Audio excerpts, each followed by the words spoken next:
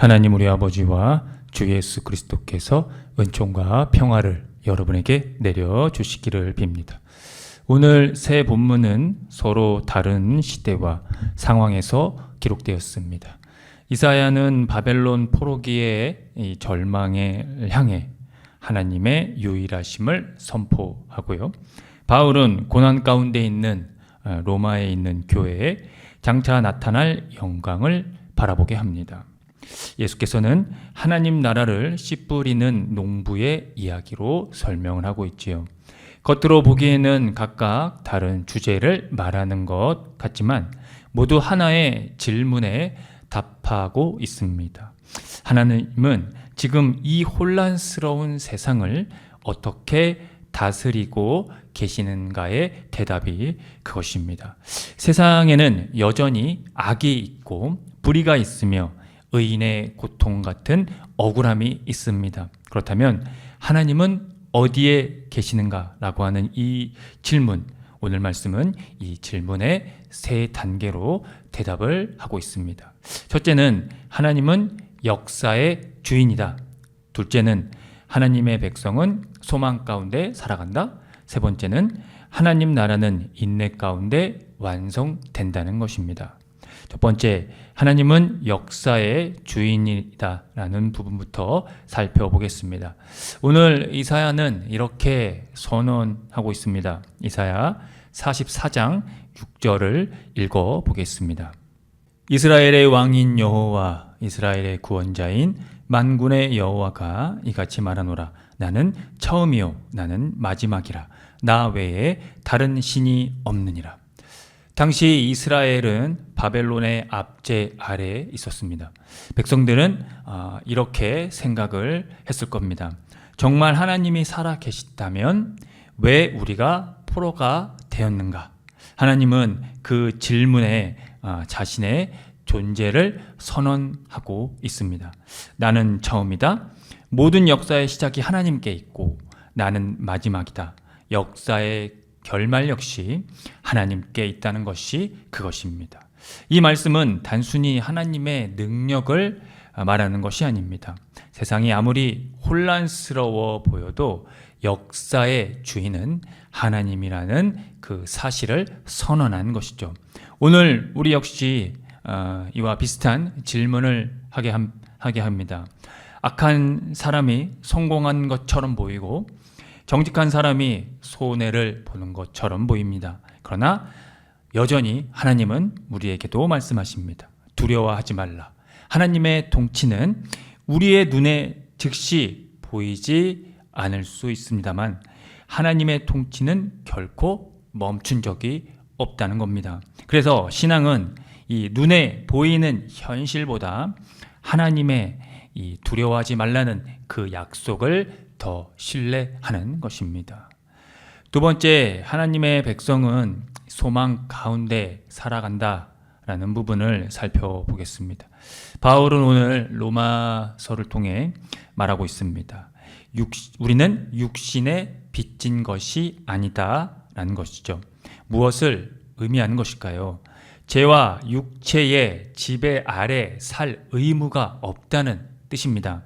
왜냐하면 우리는 성령을 받은 하나님의 자녀이기 때문입니다. 따라서 바울은 두 가지 이 삶을 대조하고 있습니다. 육체를 따라 사는 삶과 다른 하나는 성령을 따라 사는 삶입니다. 육체는 자기 욕망을 중심으로 살아갑니다. 그것이 육체를 따라 사는 삶이라는 것이죠. 그러나 성령은 하나님을 중심으로 살아가게 하십니다. 그래서 성도는 이 환경으로 자신의 신분을 결정하지 않습니다. 환경은 어렵지만 하나님의 자녀이고요. 형편은 가난하지만 하나님의 상속자가 될 것입니다. 세상은 실패했다라고 말하고 있을지도 모르겠지만 하나님은 우리를 아들이라 부르고 계십니다. 바울은 이것보다 한 걸음 더 나아가 이렇게 말합니다. 로마서 8장 18절을 읽어보겠습니다. 생각하건대 현재의 고난은 장차 우리에게 나타날 영광과 비교할 수 없도다. 고난은 현실입니다. 그러나 영광 역시 현실이라는 겁니다. 다만 아직 완전히 그 영광이 우리에게 나타나지 않았을 뿐입니다. 그래서 피조물도 탄식하고 성도들도 탄식합니다. 그러나 그 탄식은 절망이 아닙니다. 마치 출산을 앞둔 이 산모의 진통처럼 새로운 창조를 기다리는 탄식이라 할 수 있습니다. 성도는 현실만 보는 사람이 아니라 하나님께서 이루실 이 미래를 현재 속에서 바라보는 사람이기 때문입니다. 그러므로 우리는 이미 구원을 받았으나 아직 완성되지 않은 이 긴장 속에서 살아가고 있습니다. 보이지 않는 영광을 바라보며 그것을 참음으로 기다리는 것, 그것이 바로 그리스도인의 실존적 양식이라 할 수 있습니다. 끝으로 세 번째, 하나님의 나라는 그 인내 가운데 완성된다는 것을 살펴보겠습니다. 예수께서는 하나님 나라를 밭에 뿌려진 밀로 비유하셨습니다. 그런데 이 밤사이 원수가 가라지를 그 밭에 뿌린 겁니다. 그래서 종들이 그 상황을 보고 이렇게 말했습니다. 우리가 가서 이것을 뽑기를 원하시나이까? 그러나 주인은 이렇게 말합니다. 가만두어라. 왜 그런 말을 했을까요? 밀까지 함께 뽑힐 수 있기 때문입니다. 그리고 무엇보다 최종적인 이 구별은 이 추수 때 이루어지기 때문이죠. 그래서 예수께서 이 비유가 어떤 의미인지를 해석하는 본문이 오늘 본문에 함께 나옵니다. 좋은 씨는 바로 하나님 나라의 아들들이고 가라지는 악한 자의 아들들입니다. 밭은 세상이고 추수는 세상 끝입니다. 그리고 이 추수꾼은 천사들을 가리킵니다. 그런데 이 비유는 악이 존재하는 이유를 설명하기 위한 것이 아닙니다. 악이 존재하는 시대에 그리스도인은 어떻게 살아가야 하는지를 가르치고 집중하고 있는 말씀이라 할 수 있기 때문입니다. 우리는 종종 세상을 흑백 논리로 나누려 합니다. 그래서 종들처럼 즉각적인 심판을 원하기도 합니다. 우리가 이것을 가서 뽑기를 원하십니까? 라고 말했던 그 제자들의 말처럼 말이지요. 무엇이 선이고 무엇이 악인지 완벽하게 규정할 수 있다고 믿으며 내 기준에 맞지 않는 가라지들을 당장이라도 뽑아버리고 싶어 한다는 것이죠. 그래서 오늘날 이 한국 사회는 그야말로 이 가라지 뽑기 전쟁터라 할 수 있습니다. 정치, 사회, 문화를 막론하고 서로를 향해 손가락질하며 저 가라지들을 당장 뽑아버려야 우리 사회가 깨끗해진다고 외칩니다. 인터넷 커뮤니티와 미디어는 혐오를 생산하는 공장이 되었고 나와 진영이 다른 이 타인의 고통조차 조롱의 대상으로 삼습니다. 그러므로 오늘 이 예수님의 이 비유는 오늘 우리의 이 교만을 가장 통렬하게 폭로하고 있는 겁니다. 가라지를 뽑으려다 알고까지 상하게 할 만큼 인간의 판단력은 불완전하고 눈이 멀어 있기 때문이죠. 스스로 완벽한 알곡이라고 착각하며 타인을 제거하려 드는 이 폭력성이야말로 2026년 한국교회와 이 사회가 가장 먼저 반성과 성찰하고 회개해야 할 죄악 중에 하나입니다. 물론 정의는 필요합니다.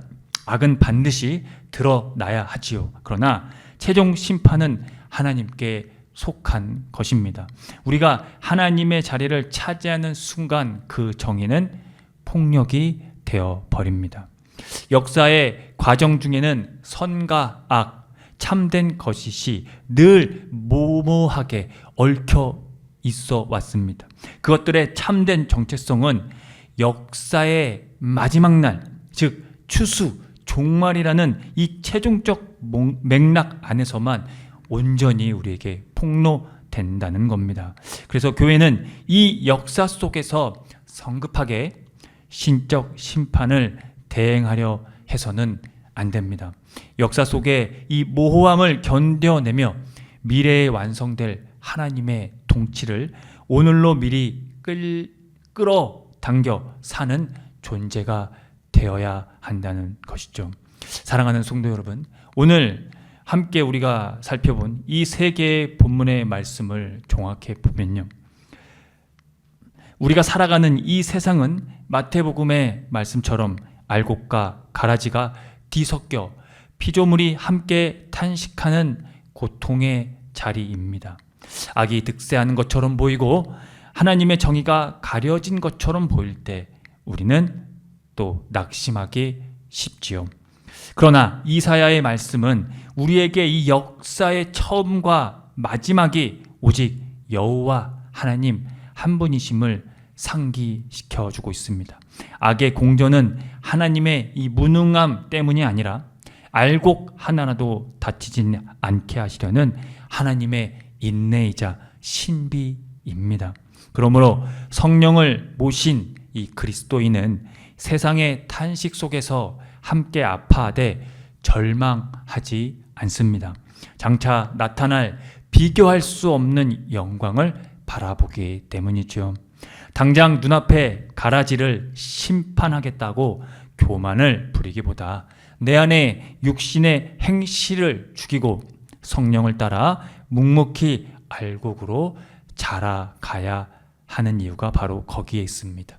세상 끝날 하나님의 정하신 이 추수의 때에 소망 중에 참음으로 끝까지 우리가 주님을 신뢰할 때에 우리를 해와 같이 빛나게 하실 것을 믿고 하루하루 정진해 나아가도록 합시다. 아멘. 함께 기도합니다.